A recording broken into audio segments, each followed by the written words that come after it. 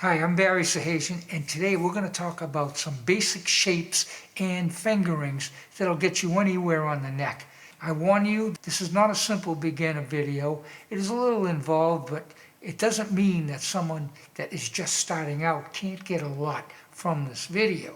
Let me briefly explain what I'm talking about.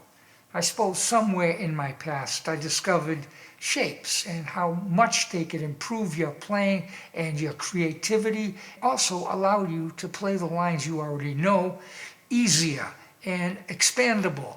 It has a lot of benefits. A lot of bass players use these and without really thinking about it, and at some point in my past I realized with a little work you can expand on what you know without really working too hard. I boiled it down to 3 basic shapes, and that would be, this would be for a major triad. If we do a minor triad, you know, the rules change because the minor third is a half step lower than the major third, and so you have to come up with a different set of shapes. So I'm going to focus today on the major triad. So here's the 3 shapes. That's the first shape. Then we do the second shape, which has a stretch in it, and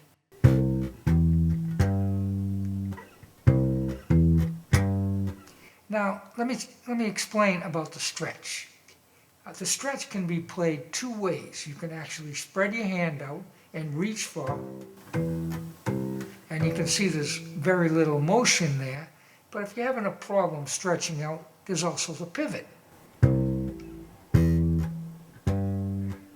Pivot works well, but if you want the ultimate advantage of using this second shape, you really should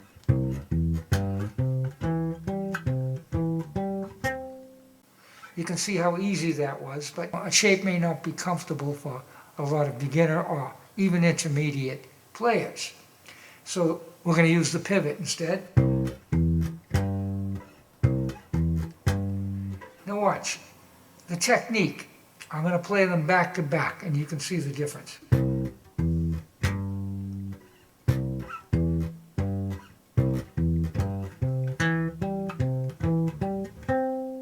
Now you notice with the stretch, you gain economy of motion.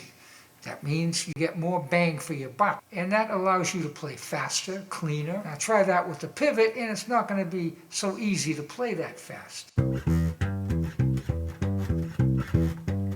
As you can see, there's a lot of motion there, and you have to pay for that in time.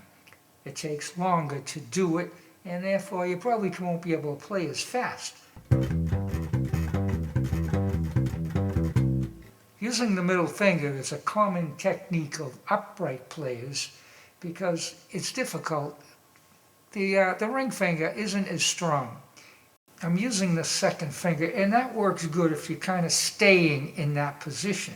But if you want to move further up the neck, what I would do is I would use my index finger so I can get to that point and stretch again.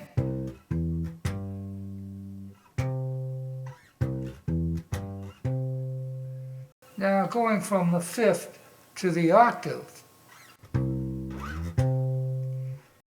it would be difficult to stretch, so you have to pivot when you do that. So now we're using finger 1, 4, and then 1 and 4 again.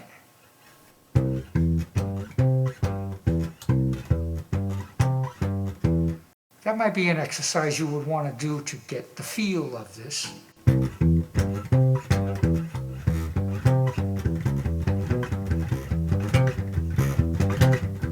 You can still play fairly quick with that stretch in there. Another advantage of exploring this technique, you're not learning from a neck diagram with a bunch of boxes and you just have to memorize it. What you're doing is taking a triad with only 3 notes. And you want to memorize that shape because all you really have to know to play that shape all over the neck is where the root is, and then you use the shape from there. And if you do this, eventually, as you play and learn licks, you're going to learn the neck as well as a lot of licks, technique. While we're here, let's talk a little about time and meter. What is time and meter? Meter is 4 beats to a measure, and a quarter note gets 1 beat. How you play it in time.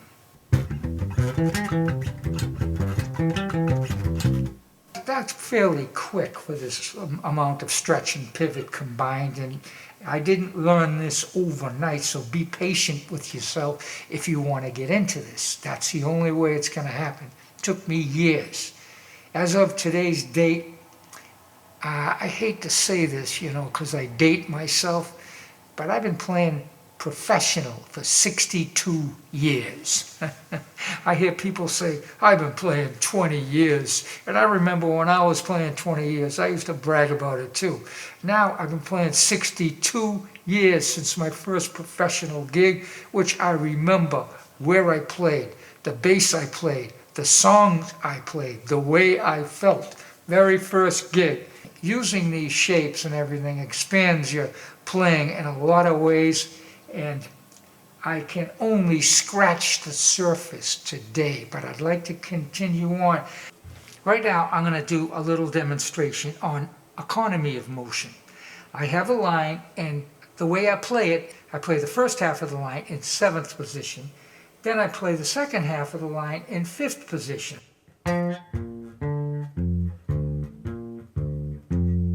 And this is a B-flat major triad, by the way. So very simple. I'm only using 3 notes, the root, 3rd, and 5th. First half of the line is in 7th position. Then I switch down to 5th position. Then back up to 7th position to repeat it. Back to 5th position. Complete the second half of the lick.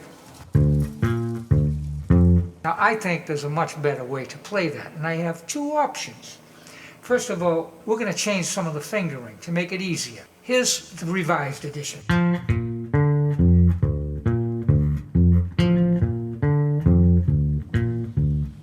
So what I did, at the end of the first 2 beats, which is the first half of the lick,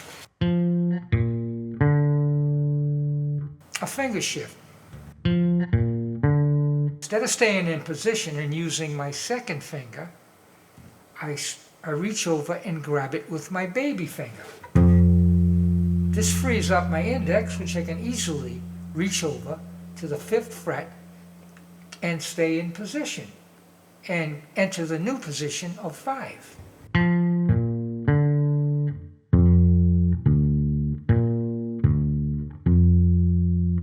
I do another alteration to repeat the line.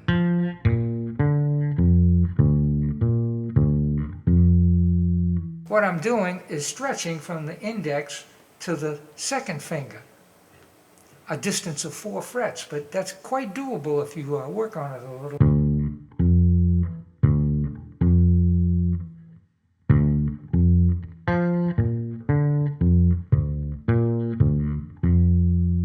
Now we can also use a pivot there.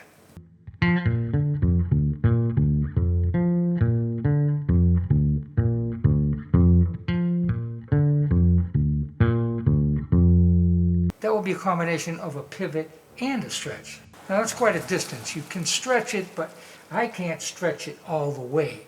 Maybe someone with longer fingers could probably do it, I would imagine, but how would I know? I've got kind of, my fingers are kind of on the smaller size.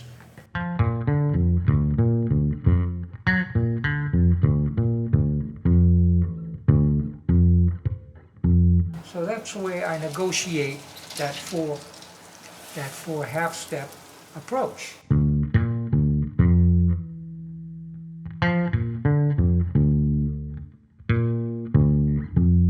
And that will be the pivot, a total pivot.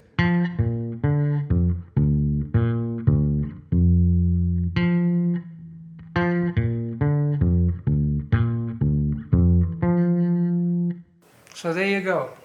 So we have 3 options. That's all for this video. I hope you enjoyed it, got something out of it. I ask you might subscribe, hit the bell to be notified, comment. I will be putting all the notes, tabs, and play-alongs for this video. I'll list it on my Patreon page, and I'll put a link in the description below. Until then, keep Keep playing bass.